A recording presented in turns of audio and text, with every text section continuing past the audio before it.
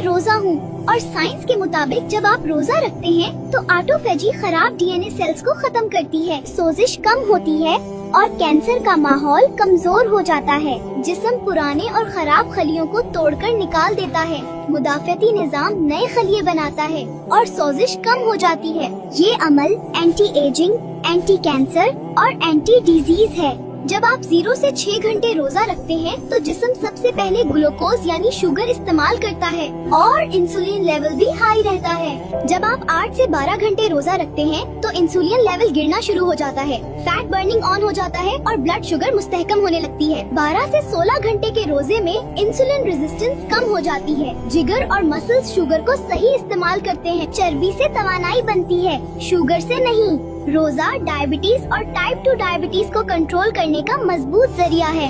High blood pressure में रोजा रखने से इंसुलिन कम होता है, नमक की मिकदार कम जमा होती है और खून की नालियां रिलैक्स हो जाती हैं। इसीलिए रोजे से नसों का प्रेशर कम होता है और ब्लड प्रेशर कुदरती तरीके से कंट्रोल हो जाता है। मोटापे और पेट की चर्बी के लिए रोजा इंसुलिन को कम करता है, चर्बी जलने लगती है और हार्मोन्स का तवाजुन बेहतर हो जाता है। पेट की चर्बी कम हो जाए तो ब्लड प्रेशर, शुगर और दिल सब कंट्रोल में आ जाते हैं। दिल की बीमारी में रोजा रखने से खराब कोलेस्ट्रॉल कम होता है, अच्छा कोलेस्ट्रॉल बढ़ता है और खून जमने का खतरा कम हो जाता है।